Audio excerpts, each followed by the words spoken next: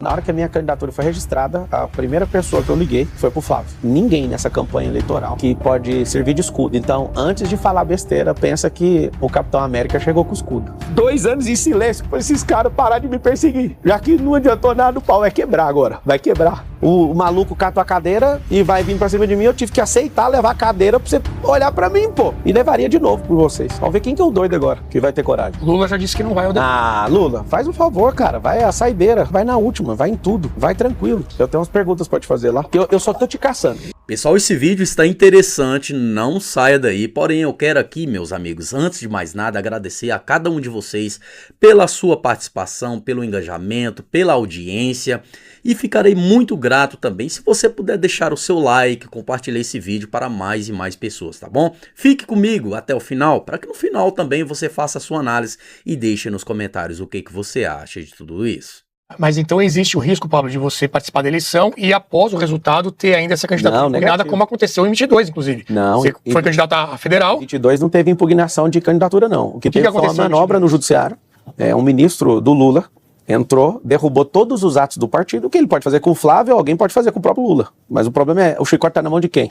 Então, assim, não tem nenhum tipo de risco em relação a isso. A candidatura tá igual a de todos, válida. O que eles querem? Eles querem me parar, que é o normal, né? Eu não conheço um candidato, vou te dar um exemplo. Caiado é um cara muito bom, mas ele tá sendo manipulado sem perceber. Não é possível que ele não perceba um homem público daquela envergadura com o que o Kassab tá fazendo com ele. As pessoas, inclusive no ano passado, a gente ia ser lançado, eu, Caiado e o Gustavo Lima, para discutir no União quem seria o candidato a presidente. Caiado rapou de banda, que viu que não tracionava desde o ano passado. O Gustavo, por questões pessoais, desistiu de ser candidato. E eu fui percebendo um movimento que eles não deixariam, já em março, que eles não deixariam sair a candidato a presidente. E o que eu percebo? É igual o impeachment da Dilma. A Dilma tinha que sair presa. Só que aí não saiu presa. Ela foi impeachmentada e está aí de volta hoje uma grande liderança do BRICS e desses comunistas. Olhar para a matéria de direito é uma vergonha falar que eu estou inelegível por matéria de direito. Não houve isso. Não foi só a sua candidatura que chegou surpreendendo. Ela chega no final do segundo tempo e todo mundo se surpreende. Ó, temos mais um concorrendo. O patrimônio declarado também pegou todo mundo de surpresa, 7 bilhões. Depois você emitiu uma correção, queria que você explicasse. Pegou também de surpresa. E até dou uma sugestão para o Nunes Marques, que é o ministro do TSE. A minha pegou de surpresa. A candidata do pessoal que tem um Toyota de 35 milhões de reais, ninguém pegou de surpresa. A candidata do pessoal que tem 2 bilhões e uma linha de um Toyota de 35 milhões dela, ninguém está surpreendido. Mas a minha sempre vai surpreender, né? Qual foi o erro de fato? O que aconteceu? É óbvio que é de digitação. Se você pegar o ChatGPT e perguntar qual que é os bens que o Marcelo declarou em 2024 e declarou em 2026, aponta a falha para mim. O ChatGPT vai pegar e vai te mostrar onde está. Aí a sugestão que eu dou para o TSE, humildemente, como cidadão, não, na hora de subir o DRAP, não deixe pessoas digitarem, que vai acontecer muito erro. Minha declaração de imposto de renda ela é bem extensa. E aí a sugestão é só pegar o arquivo de imposto de renda e importar. Se fizer essa importação, não há erro de digitação. Assim, não sei quem do partido acabou fazendo esse erro, mas profeticamente eu recebo. Eu acho que em breve, com os negócios e com a curva que a gente vem demonstrando de crescimento, em alguns anos a gente consegue bater esse número. Mas ela é bem menos. E eu tenho uma notícia triste para todo mundo. De 2024 para 2022, o meu imposto de renda de pessoa física caiu. Salvo engano, 20 milhões de reais. Qual que é o valor correto, então, hoje? 149 milhões de reais. Isso não representa os ativos da empresa. Isso, para vocês que não entendem disso contabilmente, o imposto de renda de pessoa física, por exemplo, o capital que está empregado numa companhia, ele é colocado lá pela minha participação, não os ativos. Então, tem alguns loteamentos e terrenos e coisas que estão em valor venal. E eu sei que vai ser uma discussão aí e ela não tem sentido nenhum. Agora, se você olhar, o que chama a minha atenção é que o imposto de renda do presidente atual caiu 35%, sendo que ele não tem nenhum gasto. O país está tão difícil que um cara rico igual eu está ficando mais pobre. Agora imagina você que é pobre, você vai morrer. Se continuar do jeito que está, um cara rico não, né, ultra rico, que perde 20 milhões em 2 anos no imposto de renda, e o presidente da república que não paga uma azeitona, não paga uma conta de luz, a gente que paga a conta dele, o imposto de renda dele também caiu. Por que o imposto de renda do presidente também caiu? O Brasil está numa grave crise, ninguém está percebendo isso, mas fica todo mundo espantado, né? Fica todo mundo chocado com dinheiro alheio. Só tem uma diferença, aqui nunca tocou em dinheiro público e vou fazer essa campanha sem nenhum real de dinheiro público. Pablo, vamos falar de cenário eleitoral. Sim. São 13 candidatos registrados. Que número, hein? Temos os principais, né? Lula, Flávio Bolsonaro, que estão convidados, inclusive, para vir aqui, estamos aguardando. Caiado, Zema, Renan Santos e outros. Sua análise desses candidatos que isso influenciou, inclusive, para você lançar a candidatura, mas queria que você falasse um pouquinho de cada um deles. 27% na pesquisa aponta que não quer nem o Lula, nem ninguém indicado pelo Bolsonaro. 27%. Eu acredito que Caiado... cara, se eu falar qualquer um aqui, eu tenho que pegar no celular aqui para ver. Eu não vou chutar, não. Eu tive esse número. Mas coloca ele como virtual para não ficar aí. É só pesquisar aí que vocês vão achar. É a negativa que pessoas têm sobre um dos dois. E isso mostra que as pessoas querem viver algo novo. Então, se tem 27% do eleitorado, vamos supor, hipoteticamente, 27%, eles estão caçando alguém. Existe uma revolta de não vou votar, vou viajar no dia, vou fazer isso e tal, estou indeciso, tô fora do processo eleitoral. Isso é muito ruim, tá? Eu queria que você, já que você tem direito de voto, que você no dia 4 de outubro marcasse para você fazer esse... Para mim não é um direito, tá? Votar hoje é um dever. Eu queria lançar esse movimento hoje, que votar é um dever. É um dever de todo mundo que vive nesse país ir lá votar. Vou explicar por quê. O desânimo faz ter muito voto nulo e branco e isso aumenta a equação de quem está na situação, no governo. Você precisa votar, você precisa dar carona para pessoas e tudo. Quando tem 27% do eleitorado, vamos colocar hipoteticamente, se quiser discutir, eu pego o celular aqui e veja onde foi. Mas, não querendo isso, tem que ter alguém. Esses 27% não aponta para ninguém. Tem alguns meses aí que... Tem mais 11 além dos dois. Não, 11 não. Na verdade, virtualmente só tem 3 candidatos. Só tem 3. Quem são? Eu, o Flávio e o Lula. O Renan, aparentemente, conseguiu liberar esse partido aí de uma forma onde ele tem que prestar conta e prestar continência para alguém. Eu não vejo ele atacando o Lula, eu vejo ele só fazendo... O que você quer dizer com isso? Que ele conseguiu ter o partido? O presidente da República, chamado Jair Messias Bolsonaro, não deu conta de fazer o Aliança, que era o partido dele. Como é que essa turminha fez? Não pode ter sido um mérito dele conseguir? Não, o mérito é dele, que o partido é dele. O problema é que o modus operandi mostra que tem alguma coisa por trás. Esses escoteiros não estão de... Acho que permitiram ele, o fato de ele conseguir ter o partido quer dizer que houve alguma... Eu posso estar errado, tá? Mas o feeling de ver o comportamento, ele sair falando mal até do Enéas, que faleceu, ele batendo em todo mundo, mas para mirar só em uma pessoa, eu acho um pouquinho complexo esse negócio.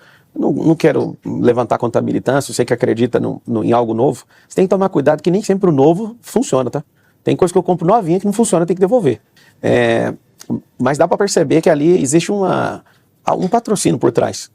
Eu vou chegar até aqui porque eu já recebi tanto processo, então eu acho que ainda mais de gente que não tem relevância na política, eu acho que mais um processo é ruim, né? Mas você está dizendo então que só tem 3 candidatos? Não. O Flávio... Não, tem 13. Competitivos. Tem 13. O Flávio, o Lula e o Caiado, ele é competitivo, só o problema é que ele arrumou uma babá. Mas você entrou na disputa porque você acha que o Flávio não consegue ganhar do Lula? Cara, não é que eu acho. Eles estão fazendo de tudo para espremer o Flávio. E o Flávio está indo muito bem. Eu vi as últimas 2 pesquisas, ele tá dando uma crescida, o Lula não consegue crescer mais. O Flávio consegue. Por que não apoiar o Flávio, então, em vez de lançar a sua candidatura? E aí que tá o detalhe, porque primeiro turno é uma eleição que não se divide voto. A gente tem que diminuir a chance de alguém ganhar em primeiro. Por exemplo, em primeiro turno.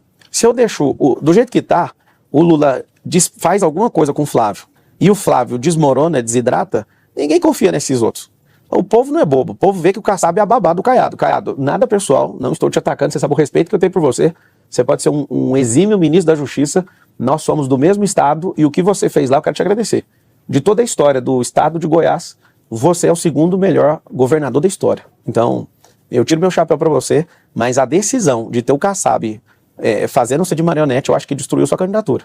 Destruiu.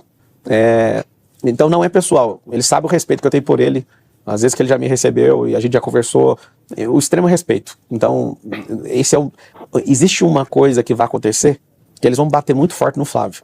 E eu quero te falar, Flávio, segura firme, segura firme. Se Deus te chamou para isso, segura firme, porque os portões do inferno foram abertos. Como o Brasil não é um país de guerra, a gente é um país de paz, a gente tem muito tempo aqui para ficar caçando coisa da vida dos outros. Então, espere os portões do inferno abertos pelo PT para te destruir. Marcelo, eu queria entender, na sua visão, se teve alguma mudança ao longo da corrida eleitoral. A gente está em pré-campanha, na verdade, né? Porque algum tempo atrás, alguns meses, não me recordo da data, você chegou a manifestar um apoio ao Flávio, até se colocou à disposição para ajudar na estratégia de comunicação e tudo mais, e agora você está vindo candidato. Mudou a sua interpretação sobre as chances dele se eleger, sobre a campanha que ele vem fazendo? Não, acho que matematicamente o Flávio está indo muito bem. Nunca tivemos um candidato que tem apoio de presidentes de outros países. Só presidente mesmo. Nunca um candidato fora da situação, fora do governo. Tem, igual ele tem do Netanyahu, ele tem do próprio Donald Trump, do Milley, né? E de toda essa direita que está se formando de novo na América do Sul. Eu penso que nenhum dos outros candidatos estão com o Flávio. Na hora que a minha candidatura foi registrada, a primeira pessoa que eu liguei foi pro Flávio. E falei para ele, segue seu caminho em paz, que você não vai ter problema comigo. E falei essas palavras. Meus 2 filhos estavam comigo, a gente fez uma chamada de vídeo. Eu falei para ele, se o Senhor é com você, irmão, fique em paz. Então, Então fique claro para parar toda hora alguém falando que o PT me mandou, não sei o que, ninguém manda em mim, a não ser o próprio Deus. Se Deus falar para eu desistir agora, eu desisto. Se ele falar para eu ir até o final, qualquer coisa, ir para cadeia, eu tô pronto. Então fica aqui meu compromisso, vocês não precisam ficar preocupados comigo. Quem já tá decidido o voto, siga seu voto. Só siga. Eu entrei nesse negócio para responder um chamado do meu coração. Que eu serei presidente do país é uma absoluta certeza da minha alma. Se é nessa eleição, na próxima, na outra, eu não tenho pressa, eu não sou um cara impaciente, inclusive, eu sei esperar. Agora, não tem ninguém nessa campanha eleitoral que pode servir de escudo. Então, antes de falar besteira, pensa que o Capitão América chegou com o escudo. Esses caras estão cumprindo o plano. Eu lembro quando eu era adolescente, 16 anos de idade, eu vi o Lula era uma esperança, cara. Eu nunca caguei na urna, mas eu vi ele com 16 anos de idade porque eu era pobre, pô. Eu vi ele no palanque em Goiás com o finado Íris Rezende Machado, que era o candidato a governador, e eu vi aquilo, eu falei, cara, esse cara veio de pau de arara, esse cara vai ser um presidente, vai mudar. Você, Luiz, é a maior decepção que esse país já teve. Você, vindo do mesmo lugar que eu vim, você tinha que ter feito o povo prosperar, e esse povo não prosperou. Amaldiçoado seja tudo que você fez, para continuar como o Ramsés fez, para continuar fazendo o povo miserável. Você manobra o intestino das pessoas. As pessoas sabem que elas não prosperaram, as pessoas sabem que quando elas entram no supermercado, a culpa é sua. Você gasta bilhão viajando com esse avião da presidência aí, em férias até hoje, ou lua de mel, não sei o que você está fazendo, mas você, no fundo da sua alma, sabe que é mentira o que você está fazendo. Você não vai acabar com fome nenhuma, você não dá conta de fazer isso. Que acaba, a fome é inchada, porque capim nunca acabou. Enquanto tiver capim, tiver inchada, não tem negócio de fome. Você criticava o Fernando Henrique Cardoso, que ficava dando vale leite, o vale gás, e o que você fez? Você falou, deixa comigo que eu vou paralisar 50 milhões de pessoas. Você fez várias cidades do país ter mais gente ganhando auxílio do que carteira assinada. As maiores empresas que tinham aqui nesse país foram embora por causa da sua política. Você é uma criação de laboratório dentro da USP mal criada e nós jamais nos curvaremos para isso. Eu tô aqui, pode fazer o que quiser comigo, faça o que quiser, mas espero que você esteja no debate da Band. Eu só tô te caçando. Até nesse ponto, Marçal, a gente tem hoje o Lula praticamente isolado nessa disputa, né, com candidatos desafiando, e de outro espectro, né, pode ser que são da direita, mas existe muita briga interna, né, dentro desse outro campo. Então, o Flávio sendo atacado até em alguns momentos, tanto pelo Caiado, o Zema também já falou muito mal, brigas internas dentro até do próprio PL, Michele Bolsonaro, o Nicolas, o Eduardo lá dos Estados Unidos. Como é que você está avaliando essa organização da direita para enfrentar essa eleição e essas brigas internas todas? O Zema acabou com a eleição dele no dia que ele, não sei quem ele ouviu, até liguei para ele, eu falei, irmão, você mandou mal demais. Você não podia ter falado do Flávio no momento que ele está sendo atacado. Não estou defendendo o Flávio, mas você pareceu um oportunista. Ele se arrependeu, mas ele parecia uma sensação. Eu vi uma onda vindo atrás dele. Mas a pergunta que eu faço é como que o Zema, que tem o segundo maior colégio eleitoral, ganhou no primeiro turno, as pessoas não... Se tiver só esse colégio eleitoral, esse cara tava com 10%, pô. 8%. Por que nem um mineiro quer votar? Isso é uma pergunta que todo o Brasil tem que fazer. Falta coisas para ele, tipo carisma. O presidente não precisa ser carismático. O presidente é um cara que ele precisa transmitir energia, transmitir confiança, governo, pressão. E ele é um cara honesto. Se fosse dar nota de honestidade, ele tá entre os primeiros. Eu vejo ele como um cara correto. Ele foi na minha sala, eu olhei no olho dele, eu gravei com ele. Eu sinto verdade nele, mas ele acabou com a candidatura dele. As pessoas não suportam gente que é oportunista. Eu acho que ele foi mal assessorado e acabou ali. Inclusive o Caiado, o maior problema dele é a babá que ele arrumou. Partido errado, babá. Era pro Ratinho Júnior ser o presidente, o candidato. Quando ele percebeu que não tinha como fazer, igual eu percebi, ele rapou fora. Ele tá ali brigando para colocar seu candidato a governo no Paraná, mas ele seria um ótimo candidato, se não tivesse o Kassab manipulando. O Kassab, por exemplo, soltou na mídia, é zero a chance do Flávio ganhar. Então você não respeita a lógica nem matemática, Kassab. Todo mundo sabe que você é bom pra caramba, mas você não tem a bola de cristal, não. Você tá tentando manipular essa eleição. Você falou que os partidos de centro apoiando o Lula, você é de centro. Você é de centro e corrobora exatamente o que nós estamos vendo. E as brigas dentro do PL, inclusive? O que acontece? Eu vou falar algo aqui agora, eu não quero confusão com militante de ninguém, mas só para abrir sua mente. Bolsonaro só virou presidente porque ele estava no PSL, o povo viu ele antissistema. Ele não conseguiu abrir o partido ou não quis, aí você tem que perguntar para ele quando ele estiver livre. Em breve estará livre, muito em breve. Só que acontece o seguinte, ele foi pro PL, que é um partido de centrão também. E ali algumas coisas acontecem que as pessoas não estão compactuando. Por isso existe essa desconfiança. Por isso existem essas brigas internas dentro do PL, que o PL não é um partido de direita. O Bolsonaro é de direita, o Flávio é de direita, o Nicolas é de direita. E eu vou contar algo que vai acontecer logo após essa eleição, tá? Escreva. Vai ter uma debandada do PL depois dessa eleição. Aconteça o que for. Flávio for presidente ou não, vai ter uma debandada por conta de valores ideológicos. Eu cansei de ouvir senadores, e não vou expor ninguém, e deputados que não concordam com o modus operandi do PL. Isso aqui, então agora ele não, eu não estou falando mal, estou te falando que O Bolsonaro, dependendo do que você acha, ele perdeu uma eleição num partido de centro e ganhou num partido livre, de direita e pequeno. Então o risco da gente, não, ganhar uma eleição é muito grande. Fernando Collor de Mello, apesar de ter sido uma praga para esse país, ele ganhou num partido, não. Bolsonaro ganhou num partido, não. A probabilidade de nós derrotarmos o Golias num partido, não, é gigantesca. Gigantesca. Por que eu falo gigantesca? Porque toda mudança de polarização só aconteceu desse jeito. Ninguém deixa sair. Eu queria estar nessa eleição agora com a União Brasil, vindo com potência máxima ligada à turbina, mas eles não deixaram, cara. Por que eles não deixaram?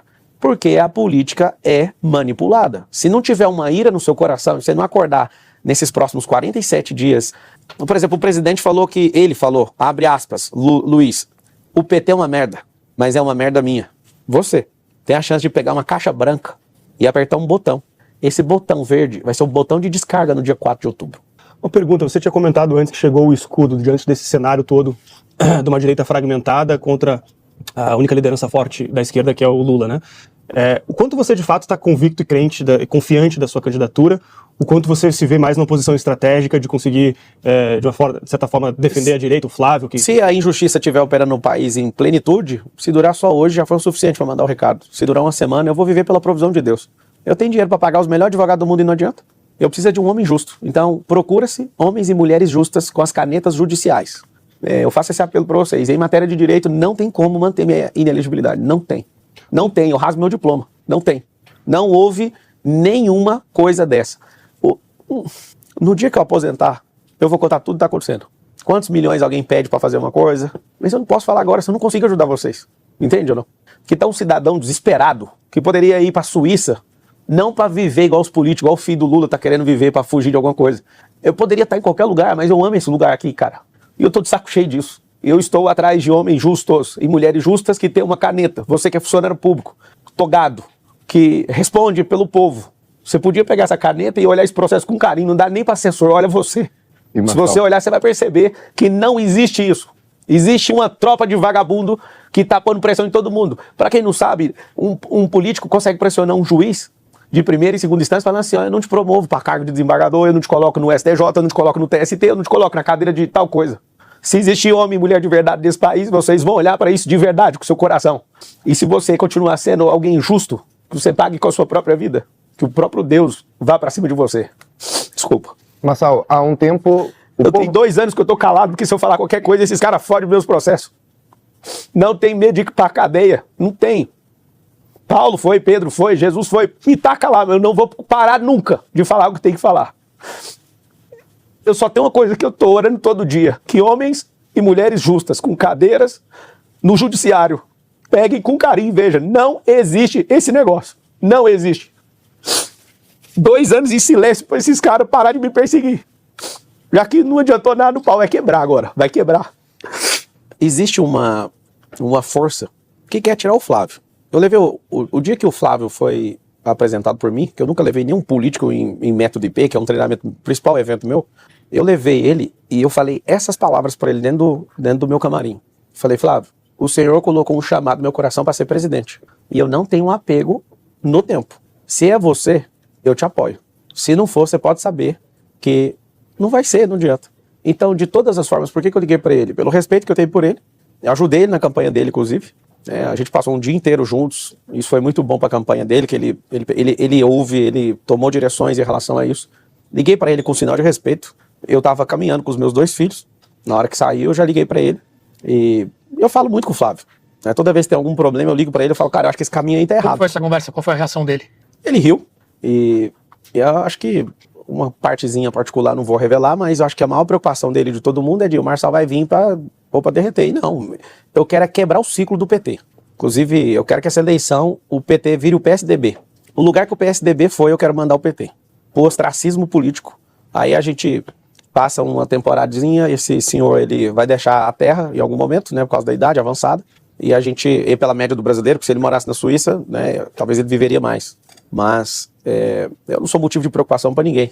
Se você for votar no Caiado, no Zema, seja lá em quem for, no Flávio ou no Lula, você tinha que apostar em mim só para você ver o que vai acontecer.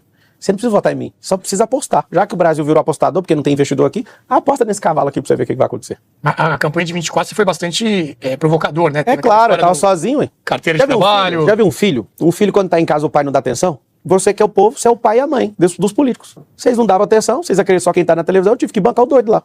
O maluco catou a cadeira e vai vir pra cima de mim, eu tive que aceitar levar a cadeira pra você olhar pra mim, pô.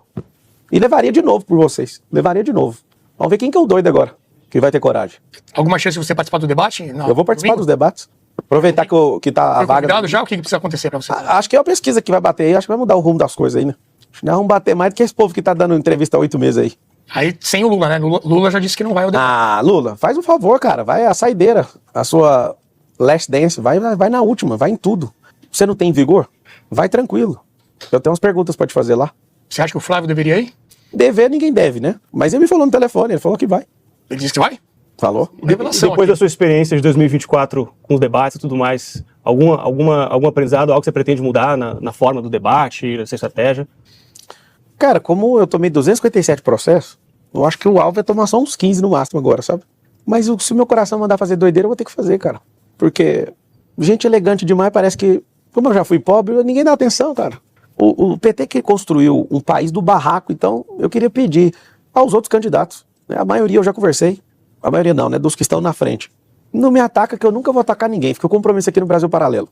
Não vou pra baixaria com ninguém, e eu vou falar. Eles vão atacar primeiro. Por que vão atacar?